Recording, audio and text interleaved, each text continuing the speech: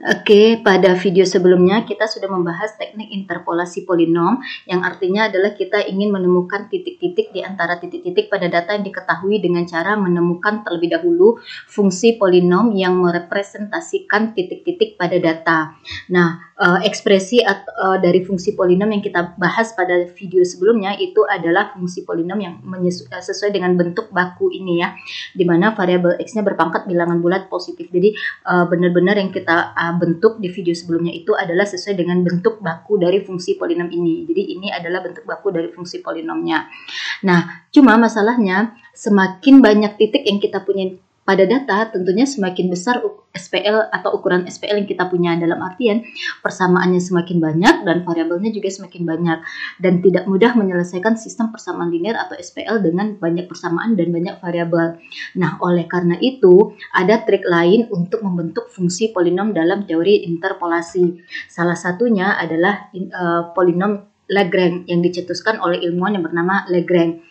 Jadi, polinom Lagrange ini untuk mengatasi proses pembentukan fungsi polinom yang rumit dalam interpolasi, di mana yang akan dibentuk di sini tetap fungsi polinom yang karakternya pastinya sama dengan fungsi polinom yang dibentuk seperti cara pada video sebelumnya, namun wujud dari fungsi polinomnya yang berbeda. Nah, kita lihat bagaimana ide dasar atau bagaimana pembentukan polinom Lagrange ini untuk kasus yang paling sederhana. Jadi polinom yang akan kita bentuk ini disebut dengan polinom Lagrange nantinya sesuai dengan nama penemunya.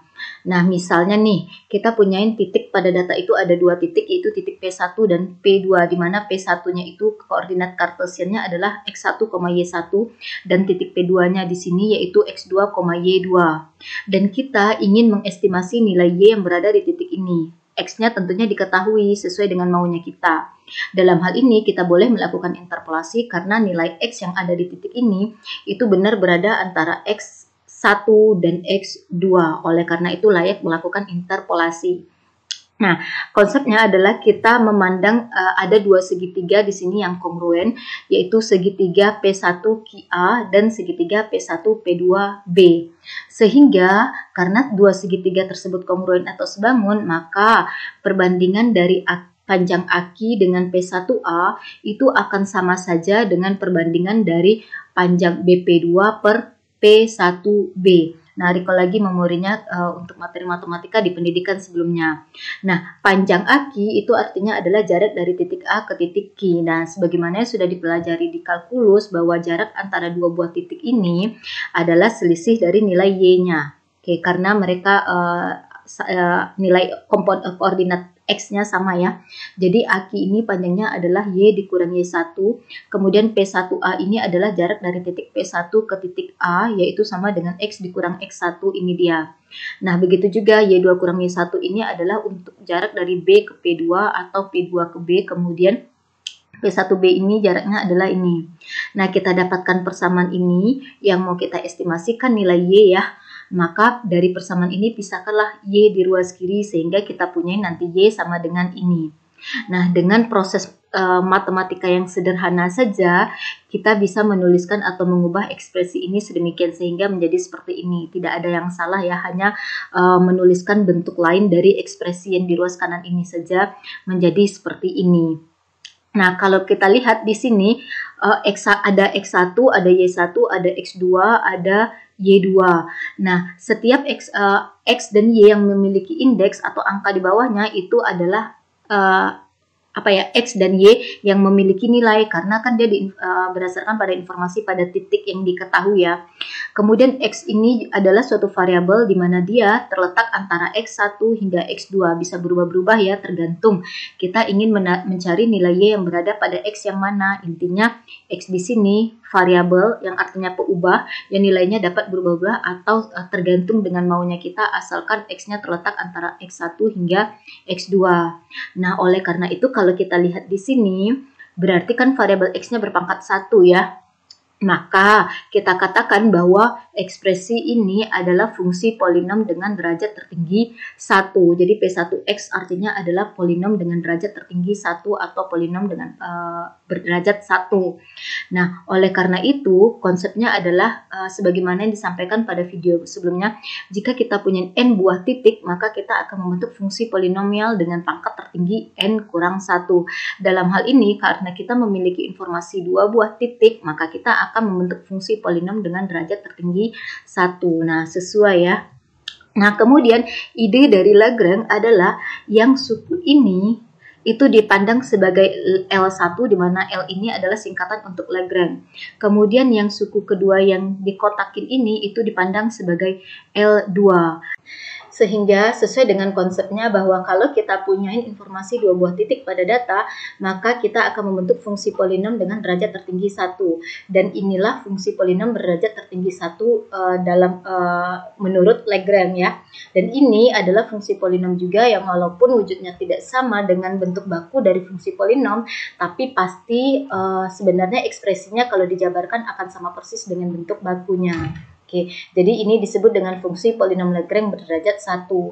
Nah, kalau kita perluas lagi secara umum, seandainya kita punya n buah titik yang berbeda, maka fungsi polinomial yang bisa dibentuk dengan dalam wujud polinom Lagrange adalah sebagai berikut, yang menunjukkan bahwa fungsi polinom berderajat n kurang 1 itu sama dengan y1 kali L1 hingga ditambah yn dikali ln, di mana jika kita punya n buah titik yang berbeda pada data, maka kita akan membentuk fungsi polinom dengan derajat tertinggi n kurang 1.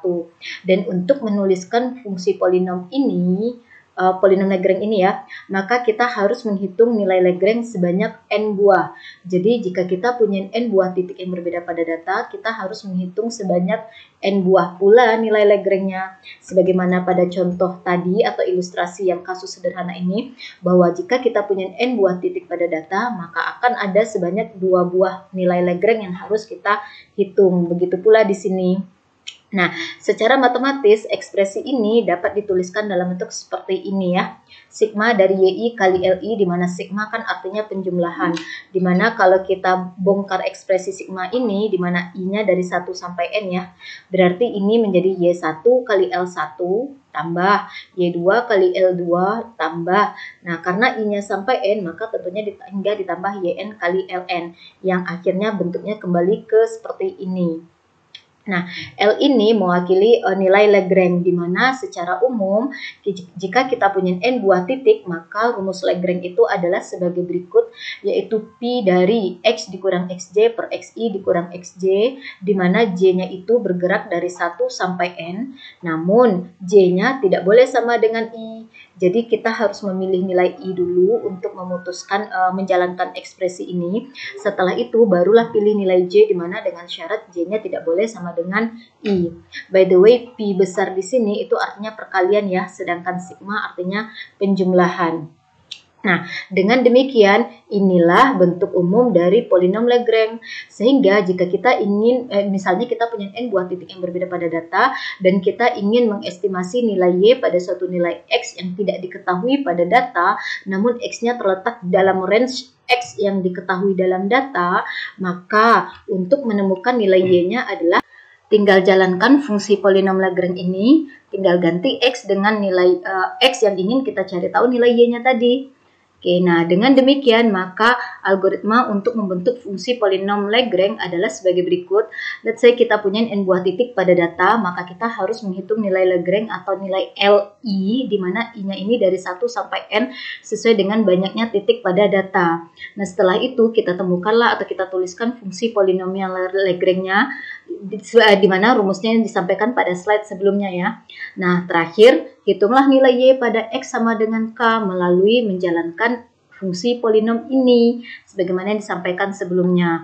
Nah, ingat lagi bahwa rumus dari Lix atau nilai Lagrange ini adalah ini ya. Oke, kita akan lihat contoh soalnya nanti di video yang terpisah.